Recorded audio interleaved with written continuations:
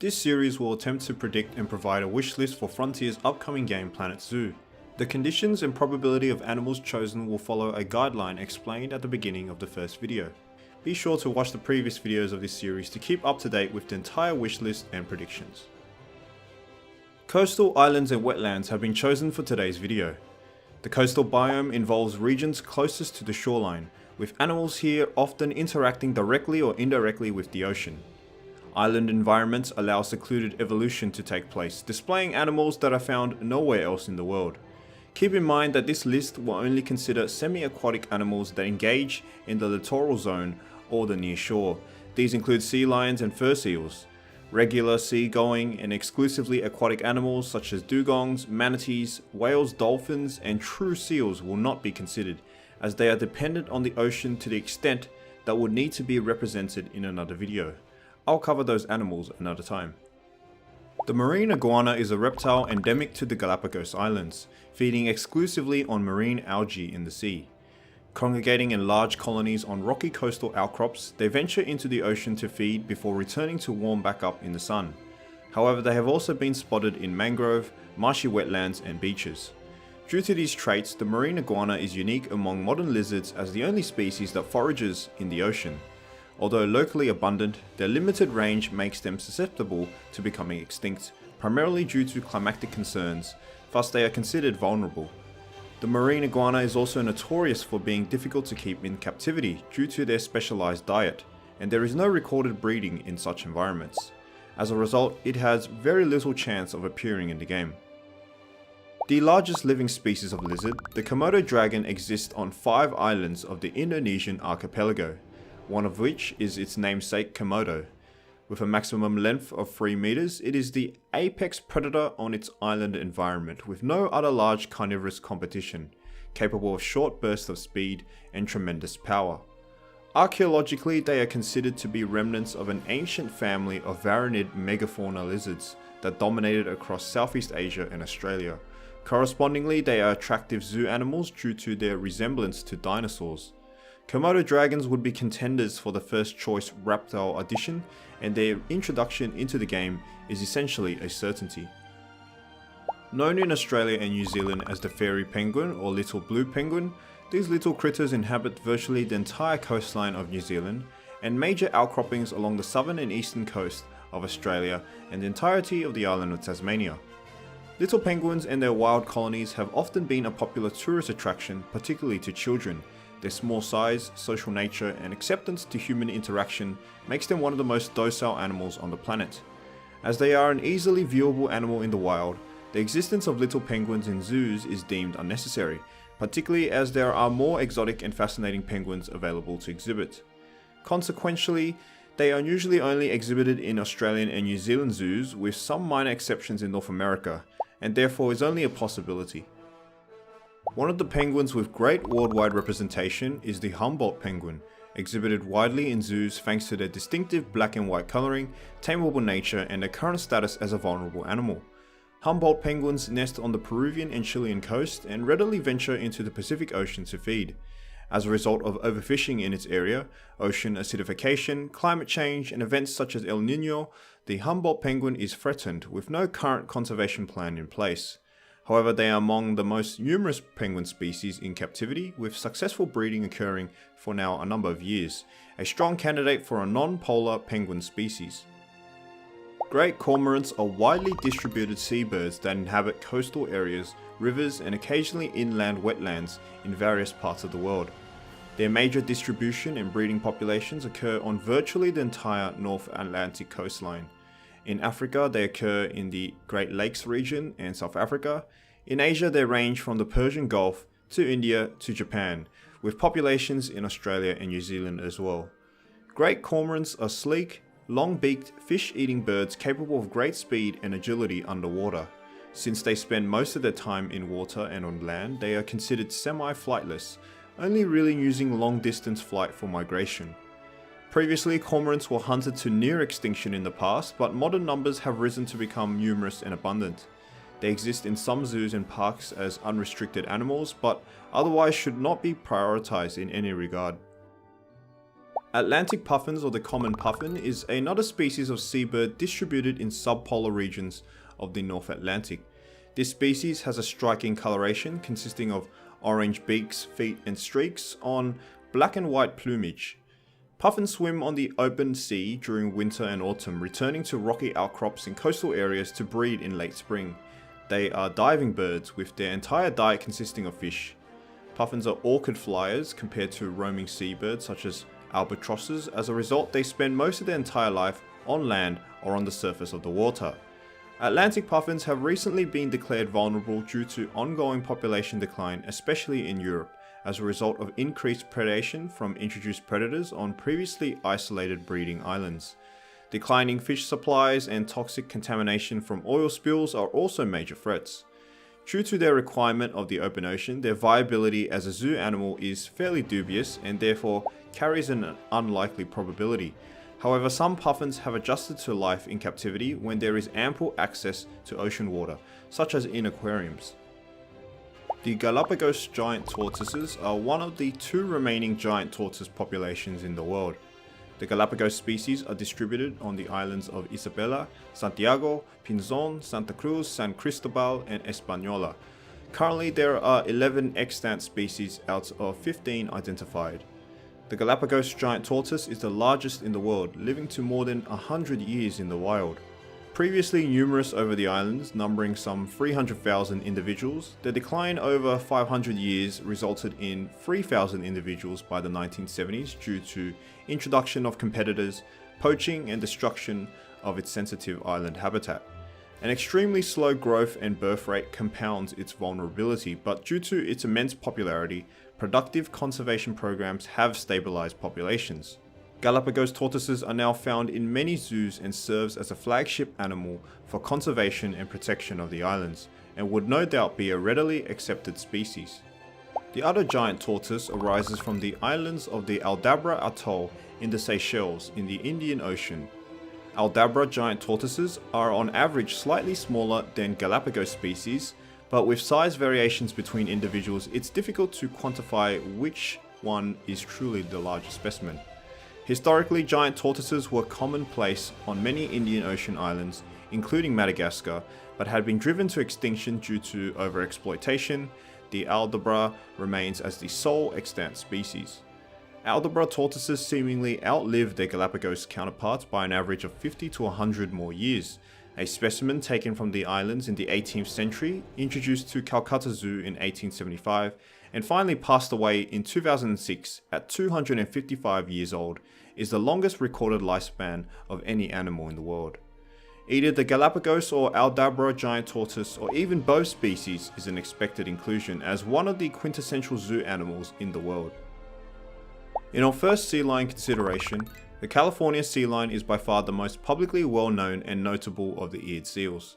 Their intelligence allows them to be trained and tamed, thus they are a common zoo, aquarium, circus, even military animal. California sea lions distribute over coastal areas along the western North American seaboard, from Alaska to Mexico.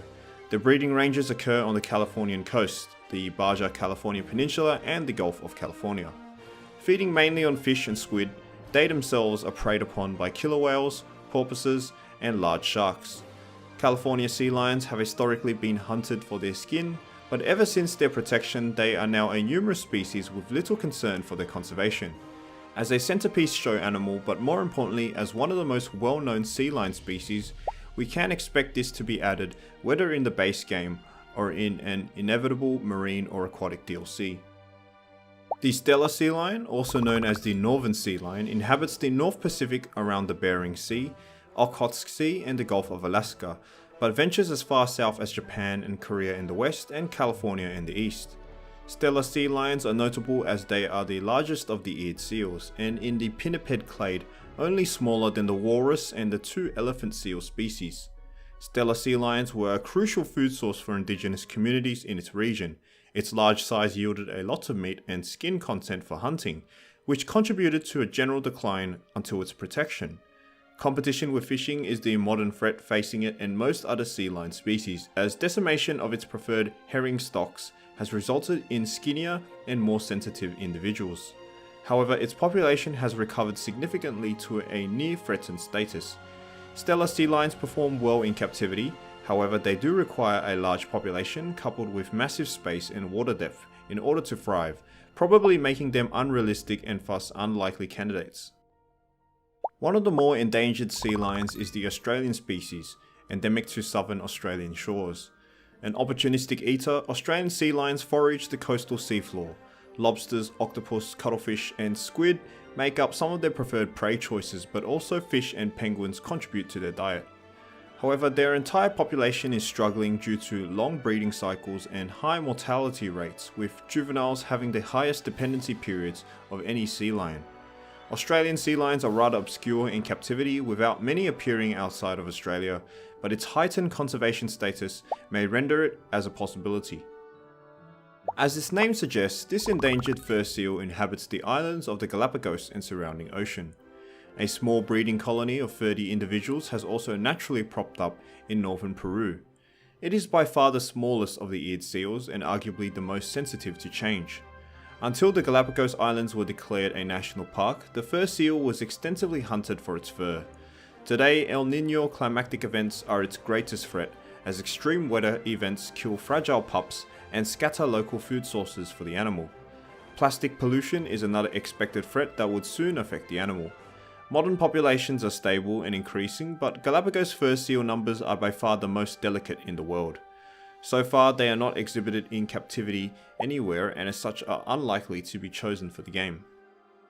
The marine otter is the smallest marine mammal, inhabiting the South American coast from Peru to the Tierra del Fuego region. Staying close to the shoreline and preferring areas with seaweed and kelp, marine otters dive in the ocean to forage for crustaceans and mollusks on the sea floor, but also hunt fish and squid. Marine otters are extremely rare. They do not congregate in colonies like seals and were hunted to extinction in most of Argentina and the Falkland Islands for their fur. Therefore, marine otters are an unlikely specimen compared to some more famous otters. This includes the sea otter, famous for living exclusively in the water, inhabiting nearshore environments such as kelp forests. Although capable of walking on land, sea otters spend their entire lives at sea, with their dense fur keeping them warm. They forage on the sea floor by preying on marine invertebrates, with sea urchins a favourite. Returning to the surface, they latch their bodies to kelp or form rafts by grouping together, spending most of their spare time resting and grooming their fur. Due to their ultra-dense fur, they were hunted extensively in the 18th and 19th century, before less than 2,000 individuals survived across its range. Subsequent protection has stabilized Japanese and Russian populations, but the Aleutian, Canadian and Californian populations are still extremely sensitive. Although an exclusive marine animal, sea otters have often been displayed in aquariums with some form of above-water platform or rocky outcrop to assist in public viewing, since the inability to maintain kelp in captivity is an issue. Sea otters are a possibility despite their conditional requirements for exhibits. Island foxes inhabit the Channel Islands of California and are derived from the mainland grey fox. As an example of insular dwarfism, island foxes barely reach 50 centimeters in length. Like most island mammals, the island fox was destined for extinction, similar to the Falkland Islands wolf, as a result of introduced pressures for increased competition and predation. The golden eagle, which was attracted to the islands as a result of the decline of the bald eagle, is the major cause to the island fox's high mortality rates. The critically endangered island fox was improved to a status of near threatened in 2013, as the population recovered to 4,000 individuals. Island foxes represent an interesting and rare animal, as they are only found in a very limited area of the world, but it faces intense overlap and competition from other canid varieties, including other foxes that it feels too unlikely to be considered. Wetlands are found sporadically throughout the world. They form in areas where water collects and gathers, and consist of swamps, marshlands, mangrove forests, and floodplains. Typically, the river deltas of major rivers such as the Nile, the Indus, and the Mekong form huge swathes of wetlands. Major wetlands also commonly form in rainforest basins such as the Amazon and the Congo. Some other notable wetlands include the Florida Everglades, the Pantanal wetlands in Brazil, the Sud Swamp in South Sudan, the Okavango Delta in Botswana, the Bengali Delta region, and the Yangtze River Basin in China. The Indian rhinoceros, also known as the greater one-horned rhinoceros, historically ranged from Pakistan to Myanmar. Decades of poaching for its horn and gradual restriction of its riverine habitat has reduced it to free pockets in the Ganges and Brahmaputra river basins.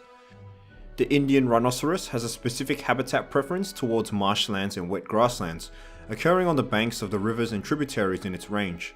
Pollution of waterways and diversion of rivers for agricultural irrigation has henceforth dispersed its population. Despite overall numbers of 2,500 individuals, its population trend is increasing and thus considered vulnerable. The identifiable single-horned rhinoceros is greyish in colour with distinct skin folds. Wart bumps appear on shoulders and rear legs. The Indian rhinoceros is the second largest mammal in Asia behind the Asian elephant, and the second largest rhinoceros in the world behind the white rhinoceros. A rhino that could be considered a core component in zoos, as the Indian rhinoceros is one of the most common rhino species in captivity and carries a likely chance despite already a lot of rhinoceros species under consideration. Pygmy hippopotamus are smaller members of the hippo family, occurring in two pockets in West Africa, one pocket stemming from Liberia and surrounding countries and another in Nigeria. A semi-aquatic mammal, Pygmy hippopotamus are dependent on water to maintain its skin moisture and cool temperature. As a result, are found in swamps and marshes in the West African rainforest region. However, their tendency to be reclusive animals and wild populations situated in remote areas of the forest has hampered research on the animal. In fact, the Pygmy hippopotamus was not known to the Western world until the 19th century. Loss of habitat and poaching has reduced numbers to roughly 3,000, although the species is exhibited extensively in zoos as a means of showcasing a hippopotamus without the size constraints of the larger variety. Pygmy hippos adapt well in captivity and breed readily. They offer opportunities for guest viewing on the surface and underwater in combined land and water exhibits. As a result, they are extremely likely inclusions. The Nile monitor appears in Africa wherever rivers and lakes are found, as they inhabit thickets and grasslands close to water sources. As both terrestrial and aquatic, they are capable of short bursts of speed on land, agile climbing on trees, and superb swimming in water. The Nile monitor also reaches quite large sizes, capable of reaching 2 meters in length. No real conservation issues arise with this species, and introductions into other locations such as Florida, where they have thrived in the Everglades wetlands region, have now turned it into an invasive species. Like other monitors, the Nile monitor is popular in zoos, especially since they have a reputation for aggressiveness and resistance to taming, and they would be the second favourites in terms of monitor lizards behind the Komodo Dragon to be added into the game. African buffalo or Cape buffalo are wide-ranging bovine species present in wetlands across the African savanna, with a subspecies, the forest buffalo, dwelling in the Congo rainforest basin. African buffalo are notorious for their aggressive temperament, having never been domesticated whilst proving an excessive task for predators. Generally grazing in swamps and floodplains, they venture into thicker woodlands and forests but always stay close to reliable sources of water. African buffalo have no real predators, capable of defending themselves against lions and outpowering crocodiles who attempt to drown them. Most other predators stay clear of buffalo unless they risk getting trampled.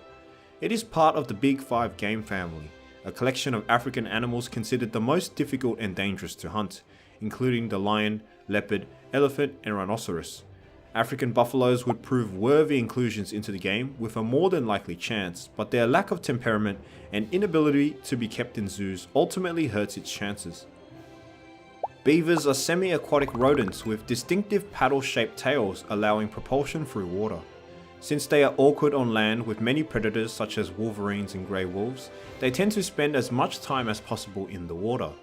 Hence they are known for building lodges out of sticks, twigs, rocks and muds, and more elaborate dams across river streams. The purpose of damming is to create a so-called beaver lagoons, where the animals use to escape predators. However, beaver dams are also known to improve stream flow and quality, reduce soil erosion of the surrounding area, and promote an increase in biodiversity. The North American variety inhabits virtually all of the waterways of the continent, whilst the Eurasian beaver inhabits vast tracts of Eurasia, including populations in Scandinavia and Scotland. Both species populations were drastically reduced due to beaver trapping for their thick fur and meat in the 18th and 19th centuries, but their rapid breeding cycles has allowed a massive recovery since their protection. The beaver is one of the few large rodents that may actually provide interesting exhibits on their own by the elaborate construction of their dams. It's possible we will see one of these species in the game for this sole reason, although I don't expect it to be any likelier due to public indifference. We now examine several crocodilian species. Crocodiles and alligators are core wetland creatures, often dominating their habitats. As they are unique reptilians, they offer diverse options for the Planet Zoo game. The saltwater crocodile is the largest living reptile in the world by weight, and arguably the most infamous crocodile species.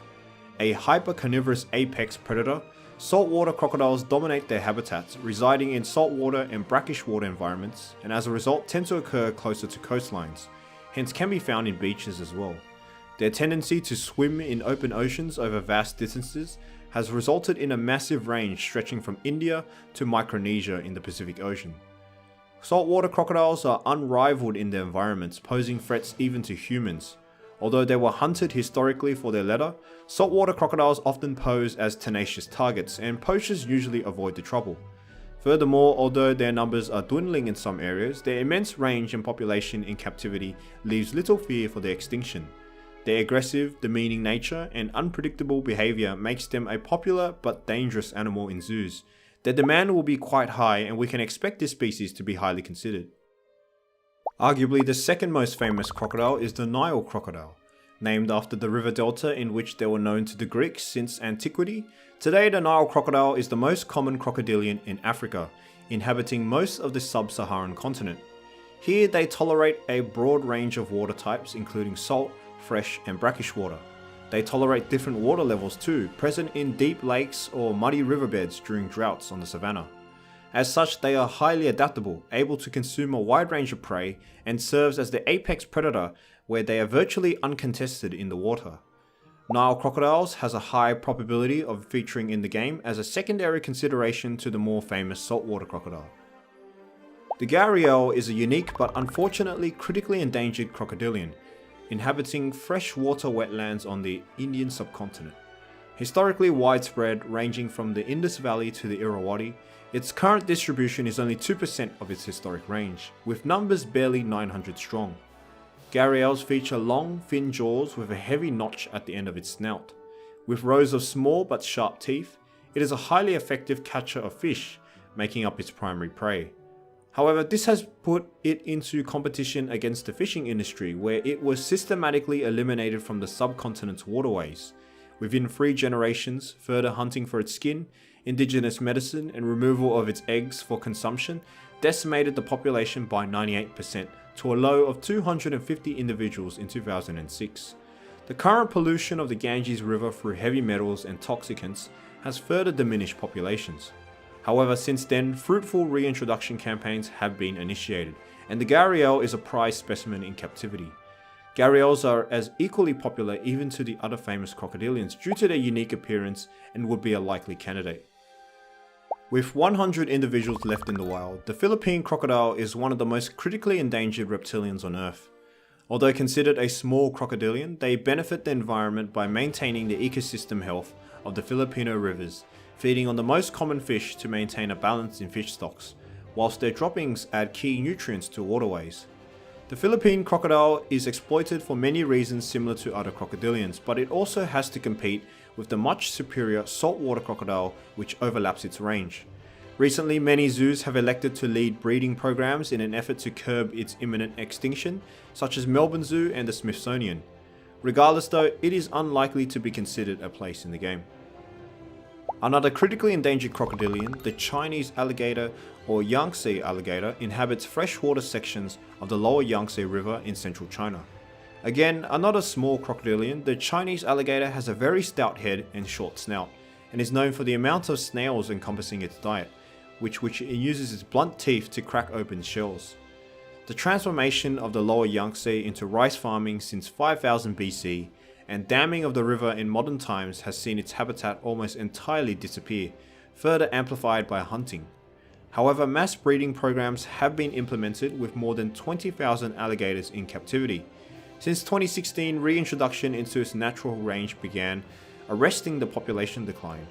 The success of the breeding centres has also seen its introduction into many zoos worldwide. It is now commonplace in European and North American zoos especially.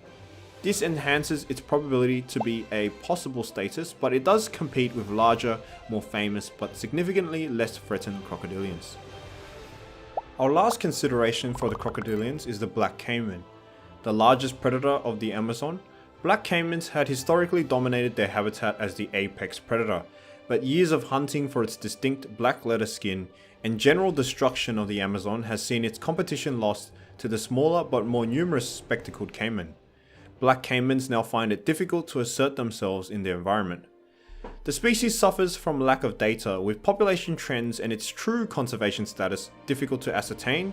It was considered endangered but has been upgraded to near threatened pending more credible data. Regardless, black caimans are rare in captivity with rather unsuccessful breeding, but a new breeding program began in the Danish Aalborg Zoo in 2013. Due to this, black caimans are fairly unlikely and will struggle to be considered over the other crocodilians. The marsh deer is South America's largest deer species, with its historic range encompassing most of the continent east of the Andes and south of the Amazon. Today, its range is sporadic and fragmented, centering around key marshlands in the Brazilian Pantanal and the Argentinian Pampas. Marsh deer are almost completely dependent on aquatic plants. As such, they are one of the more wetland-reliant deer species of the world. As such, the draining of these habitats in South America for farming purposes is hurting its populations dearly, and the marsh deer is now considered vulnerable. Its reliance on wetlands is considerably different than most temperate forest-dwelling deer species and deserves mention, but otherwise a lackluster animal with an unlikely chance. Pair David's deer, or sometimes more commonly known as the Milu, is a reintroduced species of wetland deer that had been extinct in the wild since the last herd were killed in the Boxer Rebellion of 1900. Several individuals in captivity were used to create a new population, and the deer was reintroduced to China beginning in 1985. Pair David's deer had extensively inhabited the river valleys of China during antiquity, and contributed to the culture of the region as a legendary animal, bestowing good fortune on whoever graced the animal in the wild. In fact, it was considered a prized possession, and many Chinese royal courts kept small herds in their gardens. Eventually, loss of its wetland habitat over centuries ultimately brought the animal to extinction, but not before many specimens had been transferred to European zoos. Today, it is extensive in captivity, with many zoos showcasing the pair David's deer as part of their core artiodactyl selections. Pair David's deer would be a possibility with decent chance. It does, however, have to compete with many other deer considerations. The North Sulawesi Barbarossa are wild pigs that feature distinctive curved canine growths. The Barbarossa has a virtually hairless body and is grey-brown to green in colouring. The upper canines of the Barbarossa rupture through the roof of the jaw as males age, eventually curving towards their heads. These tusks will eventually penetrate the skull of long-lived males and kill them. As the name suggests, they live in the island of Sulawesi, except for small portions in the south of the island, inhabiting wet areas in the jungle underbrush near rivers and lakes. Their colouring provides decent camouflage, enhanced by the Barbarossa's tendency to cake themselves in with mud. The Barbarossa's defining tusk is a critical factor for uniqueness in the game. It is a likely addition, further bolstered by the fact this species is extensive in captivity. Another consideration for the pig family is the red river hog, appearing in the wetlands of the West African and Congolese rainforest areas. The red river hog has a striking appearance, featuring prominent bony protuberances and fur whiskers on their face, whilst their long, thin ears have tufts on the end. Besides that, they are one of the hairiest wild boar varieties, with no bare skin apparent, coloured with a bright orange-red with white stripe running along its back. An omnivore, the red river hog primarily eats roots and tubers, but also complements its diet with fruits and vegetation, whilst also eating insects and lizards.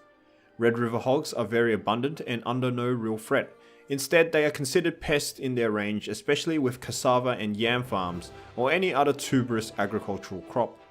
Despite their uniqueness, they are unlikely, with far more conservation-dependent wild boar species to consider. Giant otters are the largest members of the weasel family, and are prevalent over most of the South American continent. Their range stretches from the Orinoco to the São Francisco river systems, with most of their distribution in the Amazonian and Pantanal wetlands regions. The giant otter is an effective fish catcher and eater, with a winged tail, webbed feet, and a sleek body thanks to its thick dense fur. It is extremely agile in the water. It is considered top of its food chain without serious predators, but does compete in its niche against caimans and other otter species. Giant otters were vigorously hunted for its fur and meat, with numbers reducing to just 12 in 1971. Although numbers have recovered, hunting still occurs and to dramatic effect, as the otter relies on strong social circles and have long breeding cycles. However, their greatest threat is the loss of habitat. Despite its massive range, the giant otter is considered extremely rare across it, with its last major stronghold in Suriname, a result of the almost pristine wetland forest habitat still present. Giant otters appear readily in captivity, with strong breeding stocks offering viable reintroduction populations. The giant otter is a strong candidate with a likely chance. It would probably be the most likely otter species. The platypus is an extremely unique mammal endemic to Australia. Platypus are part of the order of monotremes, the only mammals in the world that lay eggs. With its distinctive duckbill, paddle tail and webbed feet, platypus are among the most peculiar mammals, confounding the public since its discovery. Platypus occur in temperate wetlands on the eastern coast of Australia. They also appear on King Island and Tasmania. Their reliance on specific freshwater conditions such as healthy, clear and well oxygenated waterways makes them particularly sensitive to environmental changes. Thus are almost absent from areas near human habitation or rivers involved with agriculture. This also makes it a difficult animal to keep in captivity, with none kept outside of Australia, although several historic, high-profile programs attempted to, such as at the Bronx Zoo. As a unique creature, platypus are a symbol of biological diversity and have cultural significance in Australia. They would be a likely species to make an appearance, as their exoticness is enough to outweigh its lack of zoo appearances. As their name suggests, waterbuck do not fare well away from water due to their inability to tolerate dehydration like many other savanna animals. As such, waterbucks inhabit a very specific ecotone between wetlands and savanna, and thus are very sparse along their entire distribution.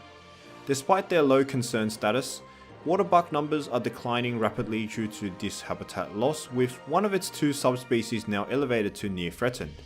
Compared to other savanna herbivores, waterbuck will struggle to compete for uniqueness and are definitely unlikely to be considered. The sitatunga, also known as the marsh buck, is even more dependent on water than the waterbuck. Sitatungas are swamp-dwelling amphibious antelopes grazing on aquatic plants and rarely venturing from wetland habitats. Their range encompasses the Congo rainforest basin across to the Okavango Delta, with isolated pockets in the Sud swamplands and Saloum River Delta in Senegal. The patchiness of wetlands in Central Africa disintegrates the already sensitive antelope population here, with further increasing habitat loss continuing its declining trend. The animal is now endangered across West and Central Africa and only appears in appreciable numbers in its more southern extents, with a large contingent thriving in the protected Okavango. Sitatunga nevertheless will feel outcompeted by other savanna animals in consideration, and it only yields an unlikely chance. The tamarau, or the Mindoro dwarf buffalo, is a critically endangered bovine species expected to be extinct in the near future, with less than 100 individuals in the wild.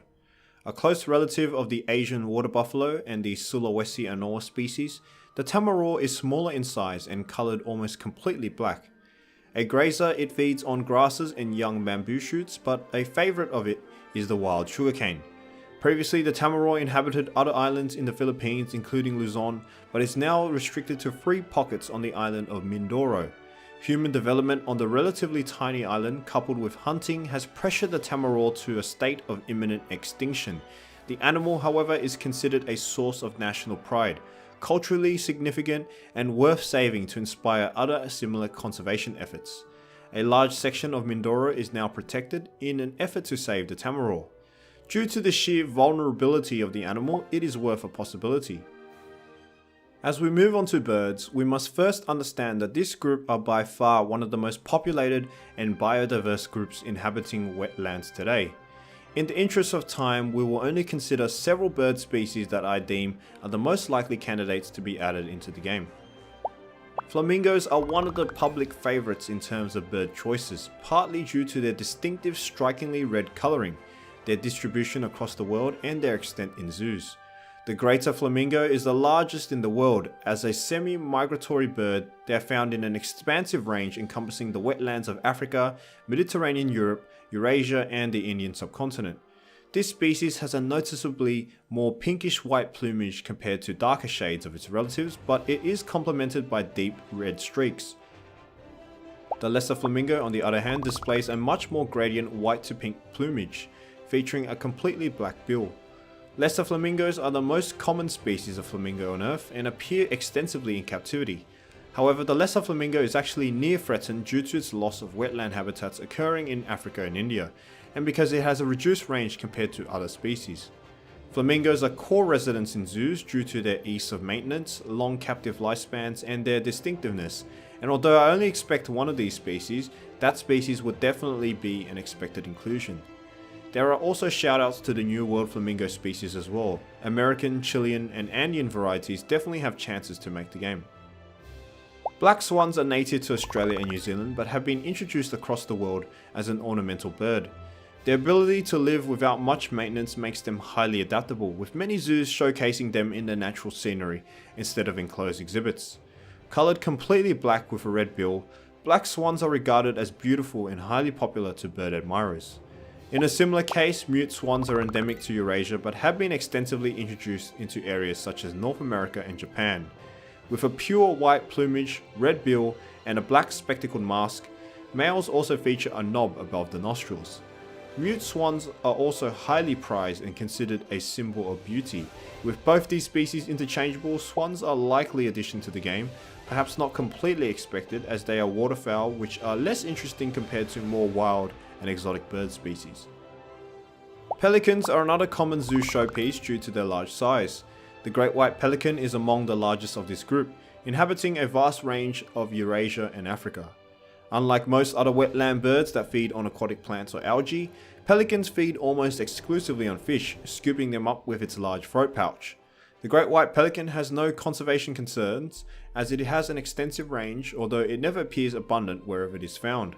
Due to their diet requiring more than a kilo of fish daily, which involves medium to large sized fish, great white pelicans are forced to forage further and further for ample amounts of food. As such, overfishing in wetlands affects it. This species is commonly exhibited in zoos as the archetypal pelican species. They are also introduced into many areas as semi-wild colonies in parklands, a likely addition. Whooping cranes are one of two North American crane species and one of the more endangered wetland birds. Two populations exist. The western group breeds in northern Alberta, migrating to Texas and Louisiana wetlands in the winter. The eastern group breeds in Wisconsin and surrounding Lake Michigan area, migrating to the Appalachian corridor and central Florida in winter.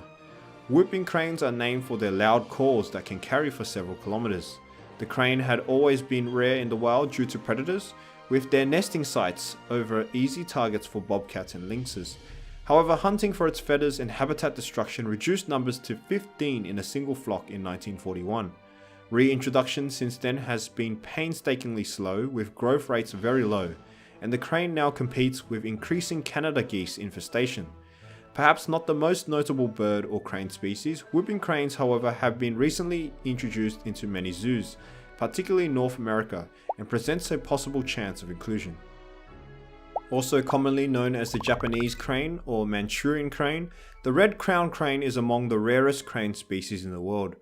Wintering in eastern China and Korea, they migrate to breeding grounds in Siberia and the Amur region. There is also a resident year-long population in northern Hokkaido, Japan. Redcrowned cranes are highly revered in East Asian cultures, known as the crane that lives for 1,000 years, and has symbolism to longevity and immortality. In the wild, pairs are often seen performing a majestic synchronized dance.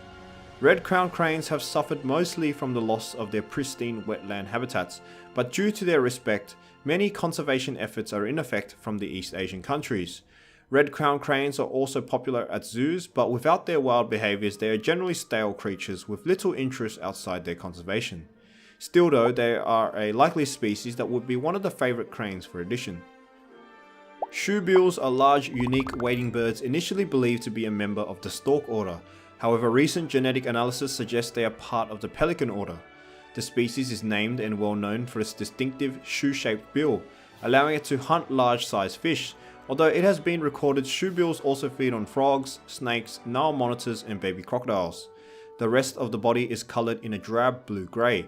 Shoebills are listed as vulnerable, a particularly sensitive species affected by human encroachment, as it desires swamps with certain turbidity that attracts prey such as catfish and lungfish, but with enough vegetation density to support its low movement hunting technique. The loss of these habitats forces the shoebill to cede competition to other more adaptable wetland birds. The shoebill appears in some zoos but not extensively. It is however quite desirable as a species, a possibility earmarked for this bird. The jabiru is a large stork native to the Americas with a particularly sporadic range in Central and Northern South America, but quite common in the Pantanal wetlands in Brazil. It is one of the largest birds in the Americas, rivaling condors and rheas in size and in weight. A decently distinct bird, it is notable for its featherless head and neck of black colouring, adorning a neck pouch at its base. A prolific and opportunistic eater, it hunts a variety of aquatic animals, but also reptiles and small mammals. It is also known as a kleptoparasite, stealing food of other storks and wading birds in its range. Jabirus have little concern for conservation as they have experienced steady population growth since their protection in the 70s. Probably not interesting enough, but as one of the largest wetland birds, worth a consideration. Our last consideration is a species from the spoonbill family. The Roseate Spoonbill features the typical spoon-shaped beak and a plumage colouring reminiscent of flamingos. Spoonbills feed in fresh and coastal water environments by swinging their bills in an alternating sideways motion to filter out crustaceans, aquatic insects and fish usually ignored by other predators. As such, they do not have a selective diet, allowing them to forage in many wetland environments.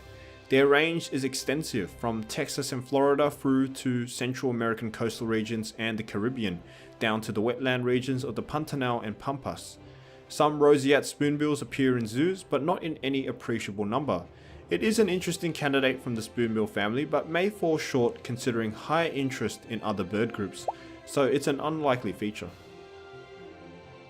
That ends our predictions and wish list for these biomes.